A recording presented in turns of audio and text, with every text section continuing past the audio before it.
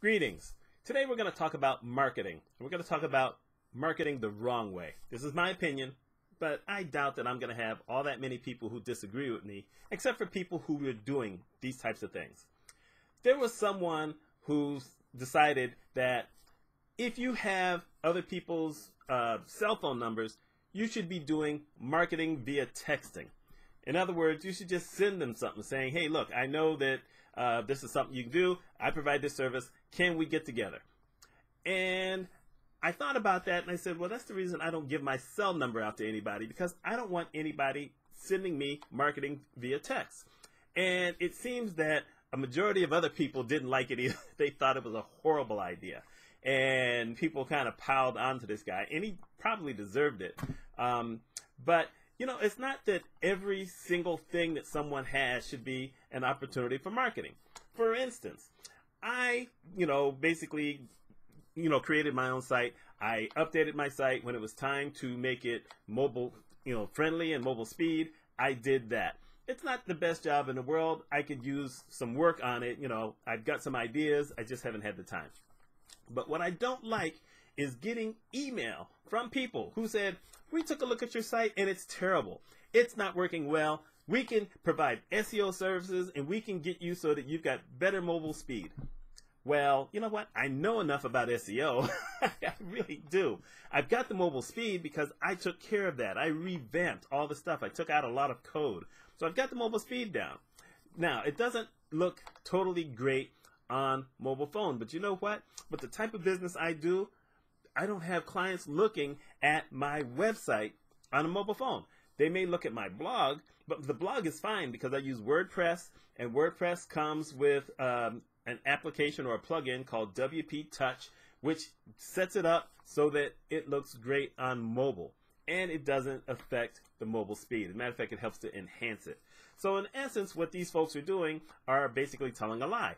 As far as SEO, well, for the specific search terms I had for my business website, I'm in the top 5.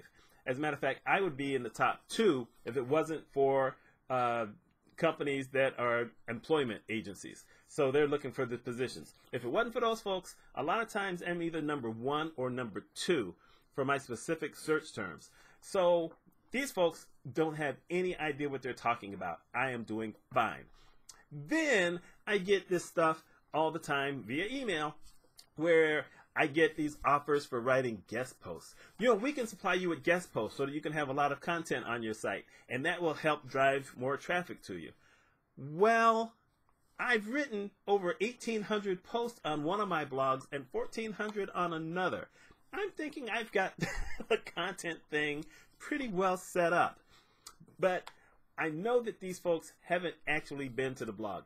I changed my email addresses last year thinking that that would cut down on a lot of the spam that I was getting. And I still get it. I don't get as much. So it actually did cut it down. And I don't know how these folks figured it out, but they just did. And, we hate that kind of marketing. I mean, y'all tell me. I mean, you don't like being tracked on your browser. You don't like being tracked on your phone. You don't like folks sending you stuff and you're wondering, wow, how'd they find that out? Or sending you something that you sit there and say, wait, that has nothing to do with me. Why am I getting that? And it's terrible.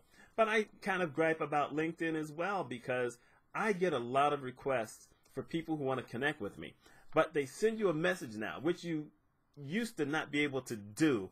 But they send you a message. Hi, I do such and such, and I'd love to have a conversation with you because I think I can get you better leads than you're getting now. Well, let's face the fact here. 1, how do you know what kind of leads I'm getting?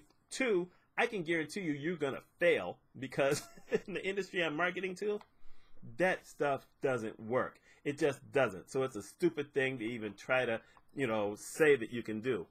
And 3, you haven't even met me. We have not connected. I don't know if you've really looked at my profile to see what it is I do, but stop pitching to me before we have even connected. So I don't connect with all those people.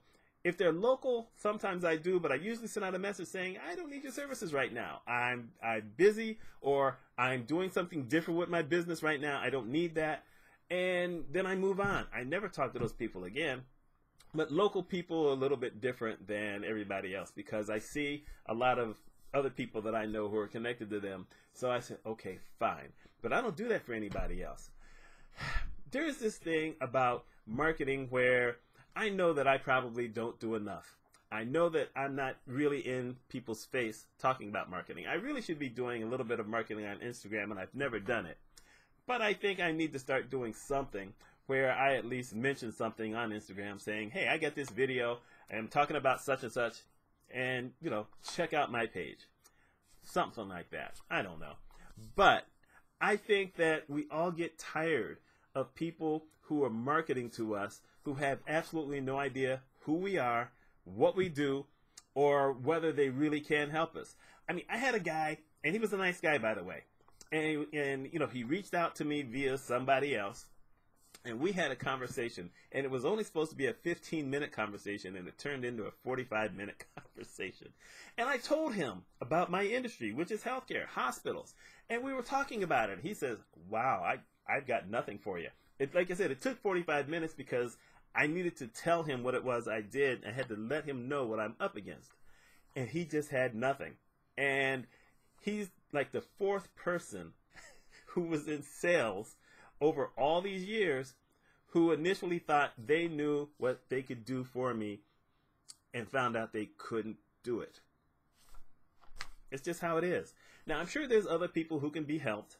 You know, I mean, for instance, if someone reached out to me, like a pizza place, and I have my favorite pizza place, just to get that out of the way. But if, you know, they needed something and they wanted something on social media, I could help them out.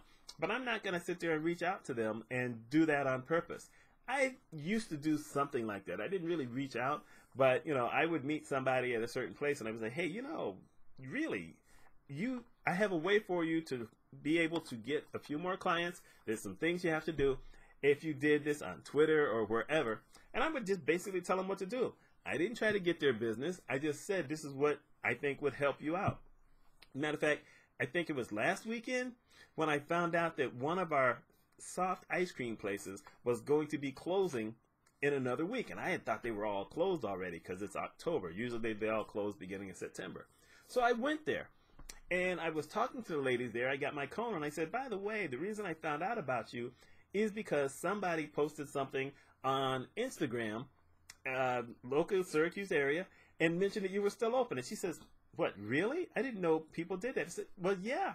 I mean, do you have an Instagram page? She says, well, yeah, but we've never done anything with it. I said, you know, you have all these pictures up here of all these things that you make.